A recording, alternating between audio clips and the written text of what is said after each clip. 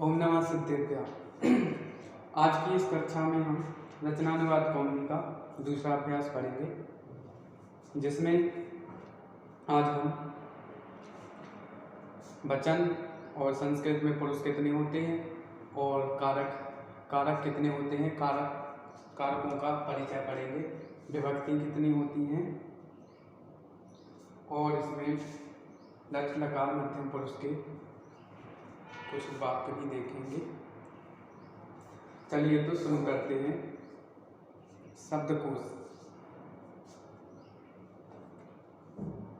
त्वम यानी तू, तुम, युवाम यानी तुम दोनों। इसमें जो अभ्यास है दूसरा, इसमें मध्यम पुरुषवाची जो शब्द हैं वो आएंगे। युष्मत शब्द है वो मध्यम पुरुषवाची है। तो शब्द को उसमें पहले बोल दिए। तुम यानी तुम या तुम, युवाम यानी तुम दोनों, यूयम यानी तुम सब, सर्वनाम शब्द। इसके आगे सब संज्ञा शब्द है। फलम यानी फल, पुस्तकम यानी पुस्तक, पुष्पम यानी फूल, पत्रम यानी चिट्ठी पत्ता। इसमें और जो शब्द आ रहे हैं संज्ञावाची शब्द, जैसे फल, पुस्तक, पुष्प, पत्र, ये नपुंसक लिंग के हैं, इसलिए इनमें आँख पीछे अम लगा हुआ है। जैसे पुस्तकम, पुष्पम, पत्रम यानी चिट्ठी, पत्ता, पत्ता, भोजनम यानी भोजन, जलम यानी जल, राज्यम यानी राज्य, सत्यम यानी सत्य और गृहम यानी घर, वनम यानी वन या जंगल। ये 13 संज्ञा और सर्वनाम शब्द थे। इसके आगे जो खा वाला वर्ग है उसमें कुछ धातुएं दी गई हैं देख, और उनका अर्थ भी बताया गया है। जैसे कि रक्षयानी रक्षा करना, बदयानी बोलना, पचयानी पकाना, पतयानी गिरना, नमयानी नमस्कार करना, ये धातुएं थी। और गा वाला है जो इसमें अव्यय शब्द दिए हैं, जैसे अध्ययानी आज, संप्रति यानी अब, इदानीम यानी अब, अधुना यानी अब, यदा यानी जब, तदा यानी तब, कदा यानी कब। अब इसमें देखते हैं कि संप्रति, इदानीम और अधुना ये तीनों शब्दों का एक ही अर्थ है, अब। तो अब इनमें अब, संप्रति, इदानीम, अधुना, इनमें से जो भी अपने लिए उचित लगे या जो याद है कि अब लिखना है कहीं पे, तो संप्रति, इदानीम या अधुना, इन तीनों में से कोई भी लिख सकते हैं। ये शब्द को उसके शब्द थे। और इसमें अब आगे बढ़ते हैं, सूचना देखते हैं। सूचना क्या है कि का सूचना, फल से लेकर वन तक, फलवत, क्या लिखा है, फल से लेकर के वनवत, ये जो रकील है इसका लेकर तक अर्थ का बोधक है, जो आगे अपन पहले अभ्यास में पढ़ के आए हैं। फल से लेकर के वन तक फलवत, अर्थात जो फल से लेकर के शब्द हैं वो फल से लेकर वन तक के जितने भी शब्द हैं उनके शब्द रूप फल की तरह चलेंगे। फल के कैसे चलते हैं, जो कि इसमें नीचे दिए हैं। फलम फले फलानी प्रथमा कर्ता, फलम फले फलानी द्वितीया कर्ता। तो अपन ये देखते हैं कि फल इसमें कहाँ दिया है, ये सर्वनाम के बाद दिया है फलम। तो फल से लेकर के वन तक, तो फलम, पुस्तकम, पुष्पम, पत्रम, भोजनम, जलम, राज्यम, सत्यम, गृहम, वनम, इन सभी के जो शब्द रूप चलेंगे वो फल शब्द की तरह चलेंगे। जैसे फल के शब्द रूप चलेंगे वैसे ही इन शब्दों के शब्द रूप चलेंगे। जैसे कि किसी के देखते हैं, जैसे फलम, पुस्तकम, पुस्तके, पुस्तकानि, पुष्पम, पुष्पे, पुष्पाणि। इसके जो संक्षिप्त रूप हैं ये आने वाले शब्दों में जोड़ लेंगे, जैसे राज्यम, राज्य, राज्यानि। और दूसरी खा वाली सूचना में, खा वाली सूचना है जो रक्ष से लेकर के नम धातु तक भौतिवत रूप चलेंगे। और इसमें रक्ष धातु कहाँ पे दी है, वनम के बाद दी है ना। खा वाले वर्ग में धातुएं दी हैं, रक्ष यानी रक्षा करना, बद यानी बोलना, रक्ष, बद, पच, पत, नम, इनके भौतिक के रूप चलेंगे। भौतिक के रूप कैसे, जो अपन पहले वाले अभ्यास में देखे थे, भवती, भवता, भवंती, भवसी, भवथा, भवत, भवामी, भवावा, भवामा। तो उसी तरह इनके भी रूप चलेंगे। जैसे रक्ष धातु के देखते हैं, रक्षति, रक्षता, रक्षन्ति, रक्षसी, रक्षथा, रक्षत, रक्षामि, रक्षावा, रक्षामा। वदति वदता वदन्ति वदसी वदता वदत वदामि वदावह वदामः। इस प्रकार जो इसमें धातु दी हैं इनके भवती भू धातु की तरह ही रूप चलेंगे, भवतीवत। और आगे बढ़ते हैं, इसमें शब्द रूप दिए हैं फल शब्द के प्रथमा विभक्ति व द्वितीय विभक्ति। इसमें फलम फले फलानी प्रथमा, फलम फले फलानी द्वितीया कर्म। ये संक्षिप्त रूप जो दिए हैं इनके लिए जोड़ करके जो बाकी के शब्द हैं उनमें जोड़ के उनके भी शब्द रूप बना सकते हैं। पुस्तक आदि के रूप इसी प्रकार चलेंगे जैसे पुस्तकम पुस्तके पुस्तकानि। परंतु अब ये बात बहुत विशेष ध्यान वाली है जो इसमें आगे बोल रहे हैं वो वाली। तो परंतु पुष्प और पत्र में आनी के स्थान पर आनी लगेगा, पुष्पाणी पत्राणी।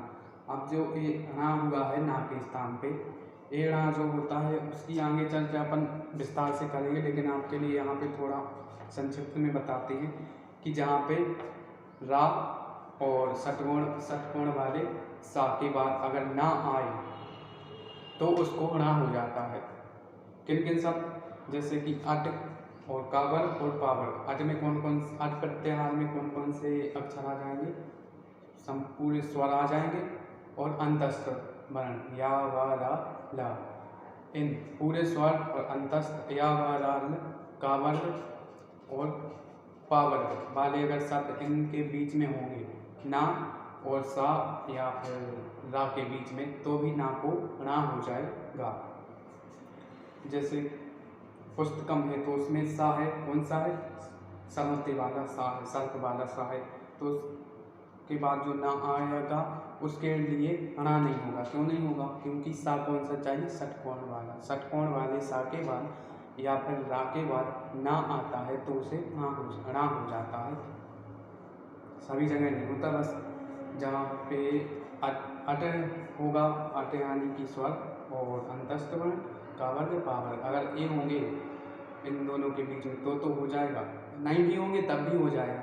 लेकिन इनके अलावा अगर दूसरे अक्षर आते हैं तो फिर ना को णा नहीं होता है। ठीक है, आगे बढ़ते हैं, आगे बताएंगे इसके लिए। आगे के अभ्यास में ये बात आएगी कि ना को णा कहाँ होता है, तो वहाँ पे विस्तार से बताएंगे। ठीक, आगे बढ़ते हैं। इसमें भू धातु मतलब इसमें भू धातु के शत्रु मध्यम पुरुष लकार के दिए हैं, देखते हैं, क्योंकि उन्हीं की आवश्यकता पड़ेगी। मध्यम पुरुष लकार के शब्द इसमें अपन सीखेंगे बनाना, तो उन्हीं की आवश्यकता पड़ेगी, इसलिए इसमें मध्यम पुरुष लकार के धातु रूप दिए हैं भवती के। देखते हैं, भवसी भवथा भवत मध्यम पुरुष। इसके जो संक्षिप्त रूप हैं असी अथा अथ, इनके लिए जो आगे की धातुएं हैं उनमें जोड़ करके हम बना सकते हैं धातु रूप, जैसे कि लक्षसी बदसी पचसी पतसी नमसी आदि। जैसे लक्षसी लक्षिथा लक्षत, इस प्रकार इनके शब्द रूप बना लेंगे। ठीक है, तीसरी सूचना, संस्कृत में 3 वचन होते हैं। संस्कृत में कितने वचन होते हैं, संस्कृत में 3 वचन होते हैं। हिंदी में कितने होते हैं, 2 वचन होते हैं। इंग्लिश में 2 वचन होते हैं, लेकिन संस्कृत में 3 वचन होते हैं। कौन कौन से, एक वचन, द्विवचन, बहुवचन।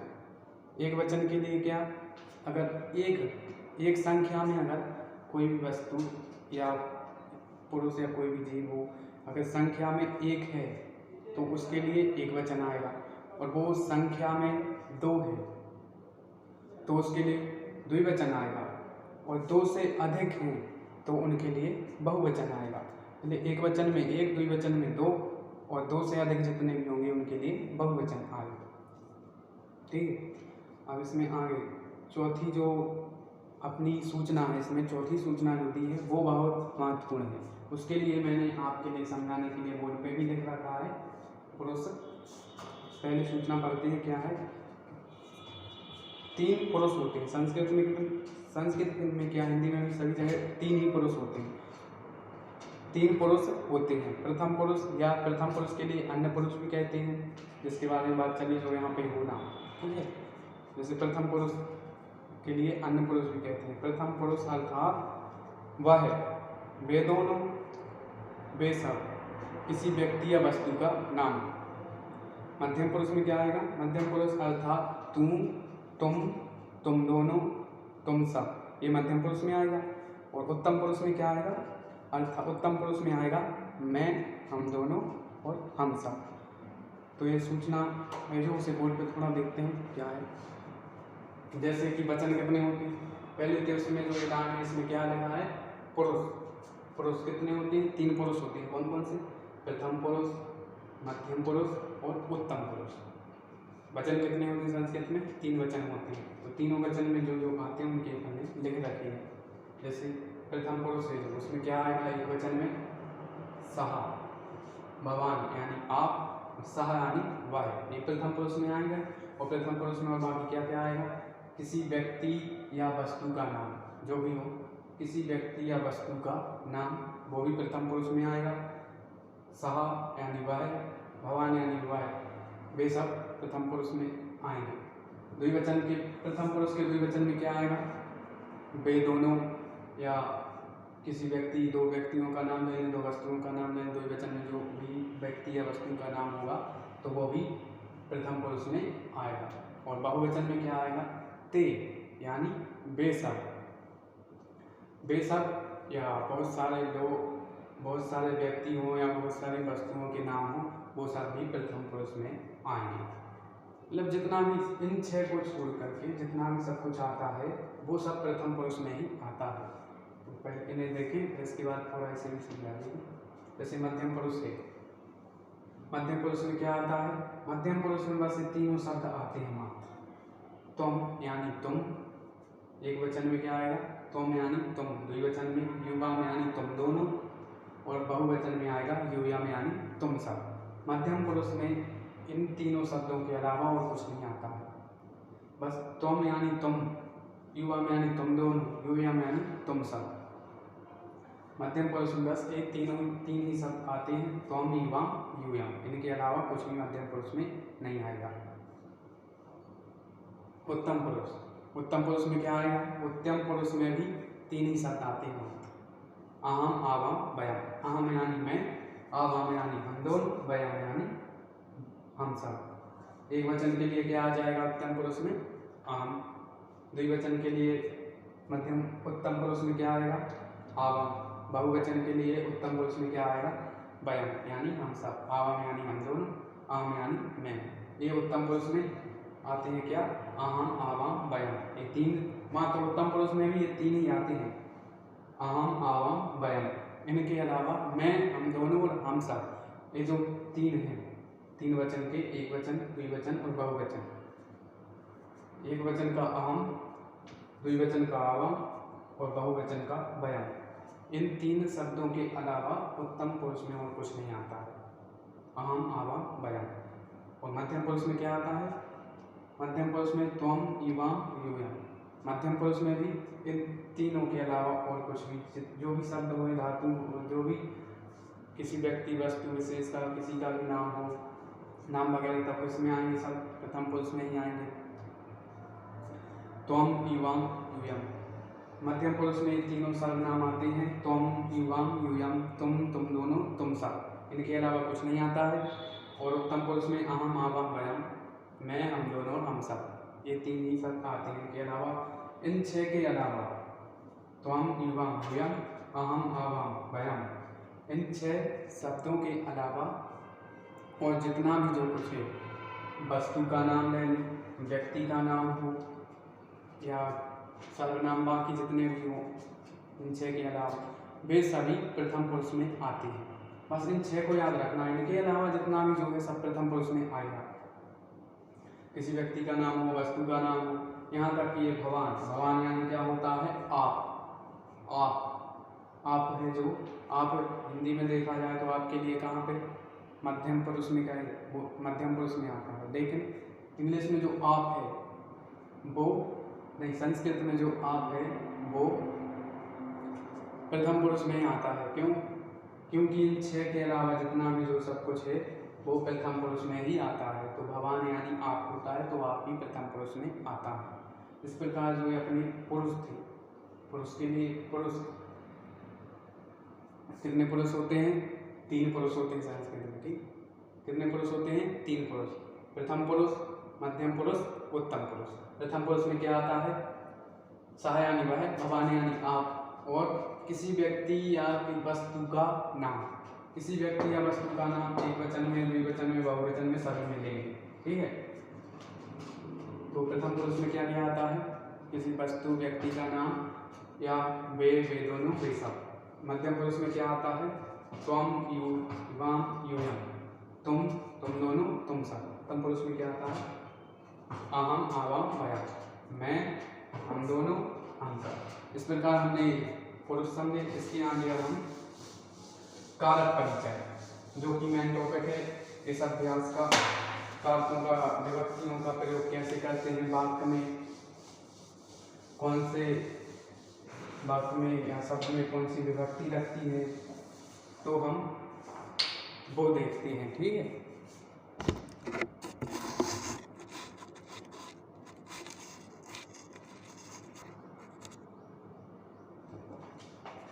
अब हम कारक परिचय देखते हैं। कारक पहले बुक में देखेंगे क्या लिखा है। संस्कृत में संबोधन सहित 8 विभक्तियां होती हैं, अर्थात कारक होती हैं। उनके नाम और चिन्ह नीचे दिए गए हैं, जो अभी अपन बाद में देखेंगे। पहले कारक परिचय देखते हैं। कारक किसे कहते हैं, किस कारक अपादान क्या है, कर्ता क्या है, कर्म क्या है, तो इनके लिए पहले देखेंगे, उनकी परिभाषा देखेंगे। ठीक, उनमें नाम और चिन्ह नीचे दिए गए हैं, ये अभी अपन देखते हैं। और जो कोष्टक में बात लिखी है उसे भी ध्यान से देखें। षष्ठी को कारक नहीं माना जाता, और संबोधन है जो वो प्रथमा का ही भेद है। इसलिए यहाँ पे हमने 6 ही कारक लिखे हैं, क्योंकि 6 कारक होते हैं। कर्ता, कर्म, करण, संप्रदान, अपादान और अधिकरण, 6 ही कर्ता कारक होते हैं। षष्ठी को कारक माना नहीं जाता है, और जो संबोधन है वो प्रथमा का ही भेद है। तो देखते हैं कारक परिचय। पहले सर्वप्रथम कारक की परिभाषा। कारक कहते किसे हैं? कारक किसे कहते हैं? जिसका क्रिया से संबंध हो, जिसका क्रिया से संबंध होता है उसे कारक कहते हैं। जैसे षष्ठी विभक्ति है संबंध, उसका संबंध क्रिया से डायरेक्ट नहीं होता है। जैसे दशरथ के पुत्र ने रावण को मारा, तो राम ने रावण को मारा, लेकिन उसमें जो दशरथ है संबंध है दशरथ से, तो दशरथ का पुत्र है, तो उससे कोई क्रिया का संबंध नहीं होता। संबंध से जो संबंध छठी विभक्ति होती है, इसलिए उसे कारक नहीं मानते हैं। तो अपन देखते हैं कारक किसे कहते हैं। जिसका क्रिया से संबंध हो उसे कारक कहते हैं। कर्ता, कर्ता किसे कहते हैं? क्रिया का करने वाला, जो क्रिया को करता है। राम भोजन करता है, तो भोजन राम कर रहा है, राम के द्वारा क्रिया हो रही है, तो कर्ता कौन होता है? क्रिया का करने वाला या संपादक। क्रिया का करने वाला या संपादक कर्ता होता है। कर्म क्या होता है? कर्म, क्रिया का कर्म। क्रिया का कर्म क्या है? करना क्या चाहते हैं उसे कर्म कहते हैं। जो क्रिया का कर्म है उसे कर्म कहते हैं। करण तीसरा है, तीसरा कारक क्या है? करण। करण किसे कहते हैं? जिसके द्वारा क्रिया हो, जिस निमित्त से या जिसके द्वारा जो साधन है क्रिया करने का। जैसे भोजन, हाथ से भोजन खाते हैं, तो हाथ है जो वो साधन हुआ, करण हुआ, क्योंकि हाथ के द्वारा खा रहे हैं। जिसके क्या है का तीसरा करण में, करण की परिभाषा जिसके द्वारा क्रिया हो उसे करण कहते हैं। चौथा संप्रदान, जिसके लिए क्रिया हो उसे संप्रदान कहते हैं। जैसे कि राजा ब्राह्मणों को धन देता है, ब्राह्मणों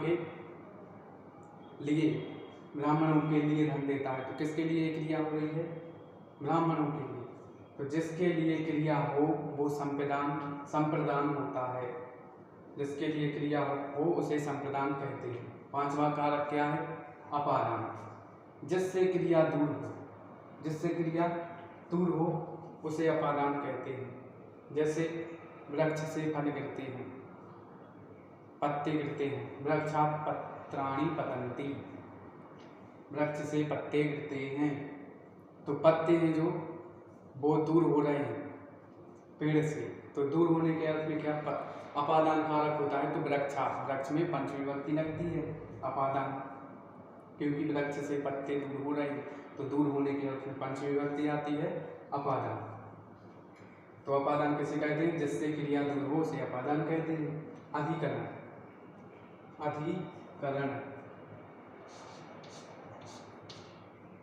अधिकरण किसे कहते हैं? जिस स्थान पर क्रिया हो, क्रिया करने का जो स्थान, जो जिस स्थान पे क्रिया करते हैं, जो आधार है क्रिया करने का, उसे आधार को या स्थान को क्या कहते हैं? अधिकरण। तो ये कारकों का सामान्य सा परिचय था जो हमने देखा। इसके आगे जो विभक्ति और उनका कारकों का जो चिन्ह है, किसमें कौन सा चिन्ह देख करके कौन सी विभक्ति लगती है, तो वो देखते हैं।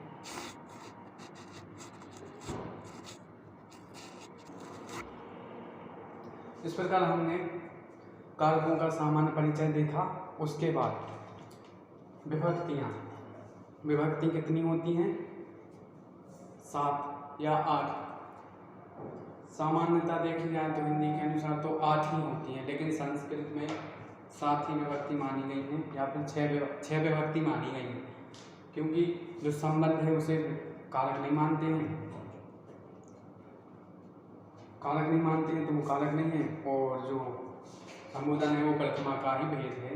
इसलिए 6 कारक हैं और विभक्तियाँ 7 विभक्तियाँ हैं।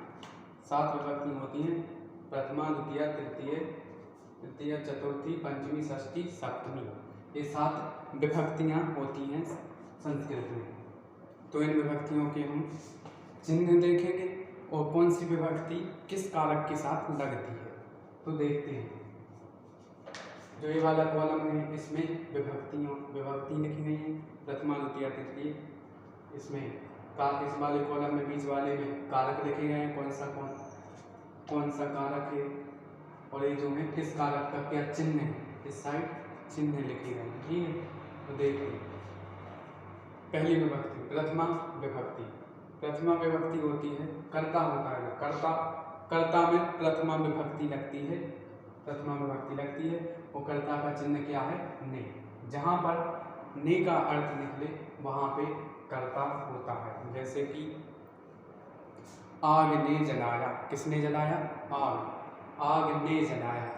तो उसमें ने का अर्थ देख करके देखेंगे कि कर्ता होना चाहिए, चिन्ह से देखेंगे। आग ने जलाया, तो कर्ता कौन होगा? आग ने प्रथमा विभक्ति होगी, कर्ता में प्रथमा विभक्ति लगेगी, और जो उसका चिन्ह है ने का अर्थ जहाँ पे निकले वहाँ पे कर्ता होगा। जैसे आग ने जलाया तो आग कर्ता हुई, तो कर्ता में प्रथमा विभक्ति लगेगी, कर्ता ने। द्वितीय कर्म को, कर्म जो क्रिया का कर्म होगा उसमें द्वितीय विभक्ति लगेगी, और उसके लिए कर्म के लिए हम पहचानेंगे कैसे? जहाँ पर को का अर्थ निकले तो उसे कर्म कहेंगे। जैसे राम पुस्तक को पढ़ता है, किसको पढ़ता है? पुस्तक को पढ़ता है। को का अर्थ आ रहा है कहाँ पे? पुस्तक को पढ़ता है। तो जो पुस्तक है वो क्या हुई? कर्म है, तो उसमें कौन सी विभक्ति लगेगी? द्वितीय। कर्म में द्वितीय विभक्ति लगती है, द्वितीय। कर्म को, पुस्तक को पढ़ता है तो पुस्तक कर्म हुई। को अर्थ से हम देखेंगे, को चिन्ह है जो, तो उससे कर्म का अर्थ लेंगे। कर्म का बोधक है को जो चिन्ह है, तो कर्म होगा। पुस्तक को पढ़ता है, पुस्तक कर्म हुई, तो कर्म में कौन सी विभक्ति लगेगी? द्वितीय विभक्ति लगती है। आगे बढ़ते हैं, तीसरी विभक्ति क्या है? करण है जो, करण में तृतीय विभक्ति लगती है, करण में तृतीय विभक्ति लगती है, और इसके जो चिन्ह हैं वो क्या है? ने से के द्वारा, ने से के द्वारा। जैसे हाथों से, चम्मच से,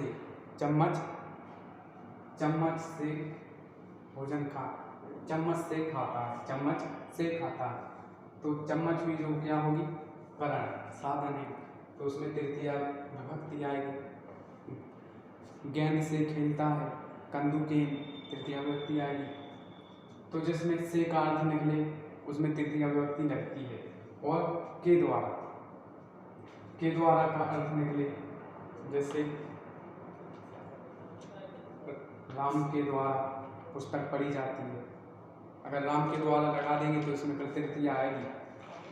के द्वारा वे आवाच में हो जाएगा, कर्मवाच में हो जाएगा। के द्वारा का जहाँ पे अर्थ निकले तो उसमें तृतीया विभक्ति होगी, करण होगा, तो करण में तृतीया विभक्ति होती है।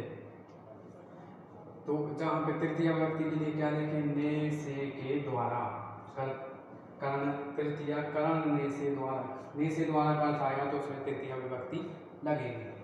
चतुर्थी विभक्ति किस में लगती है, कौन से कारक में, संप्रदान कारक में। जो संप्रदान कारक है उसका चिन्ह है के लिए। संप्रदान कारक जो होता है उसमें चतुर्थी विभक्ति लगती है और उसका जो चिन्ह है वो है के लिए। जैसे ब्राह्मणों के लिए धन देता है, ब्राह्मणों के लिए गाय देता है, कौन, राजा।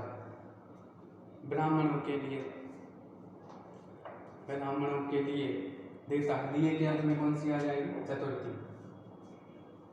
ब्राह्मण को धन देता है, तो देने के अर्थ में भी चतुर्थी आती है। मतलब के लिए जहाँ पे अर्थ निकले, घर के लिए जाता है, गृहाय गच्छति, घर के लिए जाता है।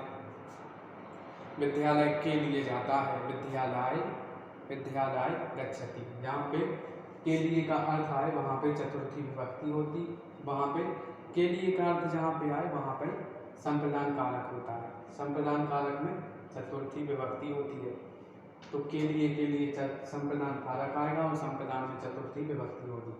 तो संप्रदान का चिन्ह क्या होगा, के लिए, संप्रदान के लिए। पंचमी का विभक्ति कौन सी, अपादान। पांचवा कारक कौन सा है अपना, पांचवी विभक्ति कौन सी है, अपादान। अपादान में कौन सी विभक्ति लगती है, पंचमी विभक्ति लगती है अपादान में। और अपादान का चिन्ह क्या है, से अलग होने के अर्थ में। ये वाला से नहीं, इससे तो कार्य हो रहा था, इसके निमित्त से कार्य हो रहा था। ये वाला जो अपादान का से है ये अलग होने के अर्थ में, दूर होने के अर्थ में। जैसे पत्ते हैं जो वृक्ष से दूर ही तो हो रहे हैं, गिर रहे हैं। अगर छत पे से गिर रही कोई तो उसमें भी पंचमी विभक्ति आएगी। जैसे पत्ते हैं तो वृक्ष से गिर रहे हैं, पर वृक्ष से दूर हो रहे हैं, इसलिए उसमें पंचमी विभक्ति आएगी। वृक्षात पत्रम, वृक्ष से पत्ते गिरते हैं। वृक्षात पत्राणि पतन्ति, से गिरने का अर्थ जहाँ पे आएगा, अलग होने का अर्थ जहाँ पे आएगा उसमें पंचमी विभक्ति आएगी। जैसे कि राजकोष से धन देता है, राजकोष से धन देता है, राजकोष में से निकाल के धन दिया तो उसमें जो राजकोष है उससे धन अलग हो गया, तो उसमें पंचमी विभक्ति आएगी। राजकोषात, राजकोष से धन देता है। तो जहाँ पर से का अर्थ अलग होने के अर्थ में से हो वहाँ पे अपादान कारक होगा। अपादान कारक में पंचमी विभक्ति होती है। ठीक है, आगे बढ़ते हैं। षष्ठी विभक्ति किस में लगती है, संबंध विभक्ति है जो अपनी, उसमें षष्ठी विभक्ति लगती है संबंध का अर्थ कैसे निकलता है, जैसे राम का पुत्र, राम के पुत्र, राम की पत्नी। ठीक है, इसमें का के की, जहाँ पर का के की संबंध दिखाया जाए, संबंध का बोध हो कि किसकी वस्तु है, ये मेरी बुक है, तो ये मेरी के लिए तो मम आ जाएगा, वह उसकी बुक है। तस्य पुस्तकम, उसकी बुक है तो तस्य पुस्तकम। जिसके का के की का अर्थ जहाँ पर आए तो उसमें षष्ठी विभक्ति होती है संबंध के अर्थ में। ठीक है, और सातवां अधिकरण कारक है जो, उसमें सप्तमी विभक्ति लगती है और उसका चिन्ह क्या है, में, पल, पे, में, घर में, नगर में। बालक नगर में जाता है, बालकः नगरे गच्छति, नगर में जा रहा है। कुएं में, जहाँ पर में या छत पर, वृक्ष पर का अर्थ या में का अर्थ आए तो उसमें अधिकरण कारक होता है और अधिकरण कारक में सप्तमी विभक्ति होती है। और जो संबोधन है वो प्रथमा का ही भेद है। तो संबोधन में जैसे किसी को संबोधन या बुलाने के अर्थ में, जैसे हे राम, अये भौं, इस प्रकार किसी को बुलाने के अर्थ में या संबोधन के अर्थ में संबोधन विभक्ति होती है। इस प्रकार कार विभक्तियों के चिन्ह हुए। जैसे एक बार देखते हैं, जैसे कर्ता ने कर्म को करणने से के द्वारा संप्रदान के लिए अपादान से संबंध का के की अधिकरण में पर संबोधन है हो। कर्ता ने कर्म को करणने से द्वारा संप्रदान के लिए अपादान से संबंध का के की अधिकरण में पर पे संबोधन है भौ। इस प्रकार एक कारकों के चिन्ह है, जहाँ पर ये चिन्ह देखें तो जिसका जो चिन्ह है वो विभक्ति वाक्य में हम लगाएंगे। इस प्रकार से अभ्यास करेंगे सामान्य सा, और जिस कारक में जो विभक्ति आती है वो विभक्ति लगाएंगे। जैसे प्रथमा कर्ता ने द्वितीया कर्म को तृतीया करणने से द्वारा चतुर्थी संप्रदान के लिए अपंचमी अपादान से अलग होने की आती, ठीक है। षष्ठी संबंध का के की सप्तमी अधिकरण में पर संबोधन है आय भौ। इस प्रकार अपने इस कारकों का सामान्य सा परिचय होगा। इसके लिए हम एक उदाहरण भी देख लेते हैं। साथ उस वाले जो उदाहरण देखेंगे उसमें हमारे एक उदाहरण दे दीजिए, उसमें इन सभी कारकों का प्रयोग होगा। आप लोग साथ में इन सबके नोट्स भी बना दे जाए तो बहुत अच्छा होगा। हर बार वीडियो नहीं देखनी पड़ेगी, पढ़ लेंगे। जैसे कि इसका एक उदाहरण लिख के लाया था मैं कि उसमें सभी वाक्य सभी कारकों का प्रयोग हो जाए। जैसे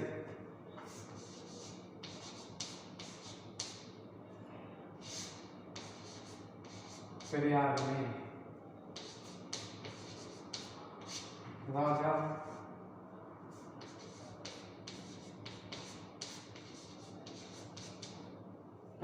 राजा हर्ष ने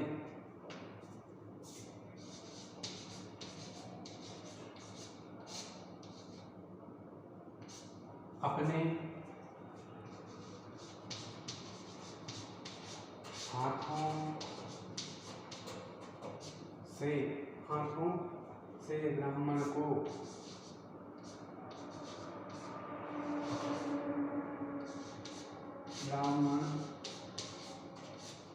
को राजकोष से धन दिया। ब्राह्मण को राजकोष से धन दिया। तो ये जो वाक्य इसमें अपने छयों कारक का प्रयोग हुआ है। जैसे कि प्रयाग में अधिकरण, हर्ष ने कर्ता ने, अधिकरण में उसका चिन्ह क्या था अधिकरण का में, तो प्रयाग में ने का चिन्ह है कर्ता का, तो हर्ष ने अपने हाथों से, हाथ के द्वारा क्रिया की जा रही है, जिसके द्वारा क्रिया की जाती है उसे करण कहते हैं। करण में तृतीया आती है। हाथों से ब्राह्मण को, किसके लिए क्रिया हो रही है, ब्राह्मणों को दान दिया जा रहा है। तो किसके लिए क्रिया हो रही है, ब्राह्मणों को। जिसके लिए क्रिया होती है उसे संप्रदान कहते हैं। संप्रदान में चतुर्थी विभक्ति आती है। और जो क्रिया किससे अलग हो रही है, राजकोष से। जो धन है वो राजकोष से अलग हो रहा है, दूर हो रहा है। तो उसके अर्थ में इसमें कौन सी पंचमी अपादान कारक होगा, और अपादान में पंचमी विभक्ति होगी। और जो धन दिया, धन क्या है, धन कर्म है, धन को दिया, धन दिया एक कर्म है। तो चलिए हम वाक्य बनाते हैं प्रयाग में, ठीक है। प्रयाग में पहले कर्ता लेते हैं, क्रम से बनाएंगे। राजा हर्ष ने, क्या आएगा इसमें प्रथमा। राजा हर्ष कौन है, कर्ता है। राजा हर्ष ने, कर्ता ने, ठीक है। राजा हर्ष ने, राजा हर्ष ने, कर्ता हो गया राजा हर्ष ने। राजा हर्ष ने अपने हाथों से, प्रयाग में, चलो ऊपर से जैसा वाक्य लगा वैसे ही आपकी सरलता के लिए बनाएंगे। प्रयाग है तो कहाँ पे दिया, में किस में आता है, अधिकरण।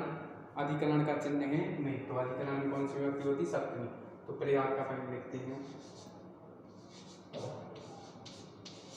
प्रयागे। प्रयाग में हर्ष ने, नृपः हर्ष राजा हर्ष ने अपने हाथों से, किससे, हाथ क्या है, करण। क्योंकि हाथों के द्वारा क्रिया की जा रही है तो हाथ हुए करण। तो करण में कौन सी तृतीया विभक्ति आती है, हाथों से किसका अर्थ है, तृतीया। करण से, ठीक है, से, तो इसमें कौन सी तृतीया विभक्ति आएगी? हाथों के लिए क्या आएगा? हस्त हैं जो ये द्विवचनांत शब्द है हाथ, क्योंकि हाथ दो ही होते हैं तो ये द्विवचनांत होता है, उसके द्विवचनांत में रूप चलते हैं, तो क्या आएगा? हस्त।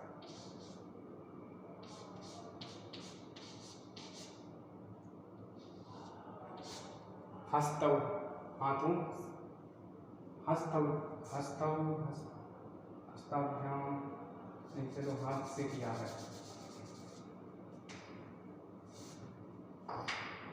नरपाल हर्ष ने हाथों से दिया, ठीक है, क्या हाथ से दिया है।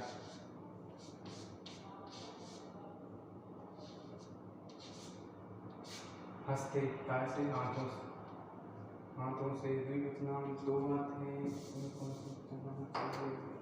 हाथ से, चलो ठीक, हाथ से, हस्ते।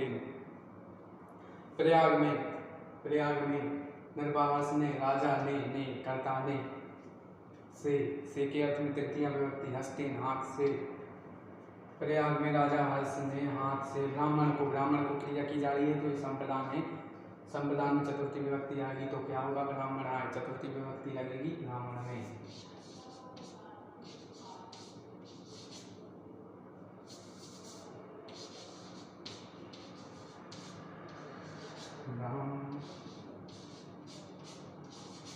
ब्राह्मण आए, ब्राह्मण के लिए। राजकोष से, राजकोष क्या है? अपादान कारक, अपादान क्योंकि अलग हो रहा है उससे धन, तो उसके लिए राजकोष में पंचमी विभक्ति आएगी, क्या आएगी? राजकोष, राजकोषात, राजकोष से क्या दिया? धन दिया, तो धनम, इसमें एक अपना कर्म है, तो धनम, धन के लिए द्वितीय विभक्ति लगती है, धनम दिया, दिया देने के लिए दिया।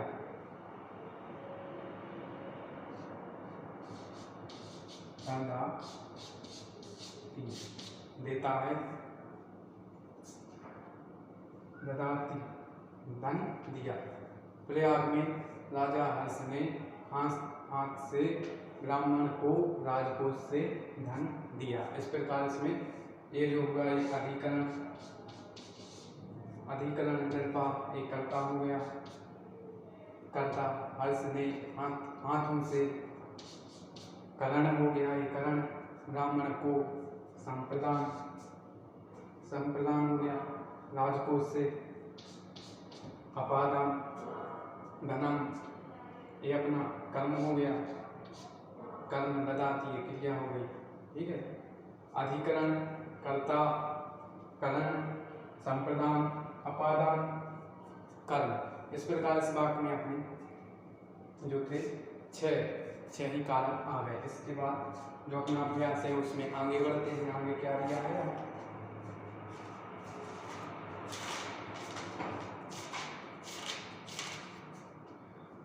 इस प्रकार विभक्ति हैं जो इनके जो चिन्ह और कर्ता विभक्ति दी है, ये जो तालिका दी है इसी टेबल, इसके लिए याद अवश्य कर लेना, क्योंकि अगर इसे याद नहीं किया तो फिर कारक हैं जो वाक्य नहीं बनाने में बहुत ही समस्या जाएगी। इसलिए सभी लोग आज ही इसे याद कर लेना। एक बार इन्हें पढ़ के देखते हैं, सभी लोग देखना।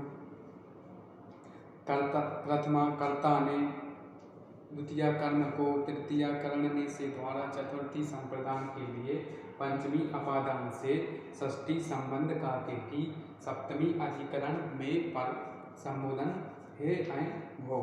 इस प्रकार जो अपने कारकों का परिचय था वो हुआ। अब आगे जो नियम दिया है उसे देखते हैं। क्या नियम है? अचहीनम परेण संयोज्यम। क्या है?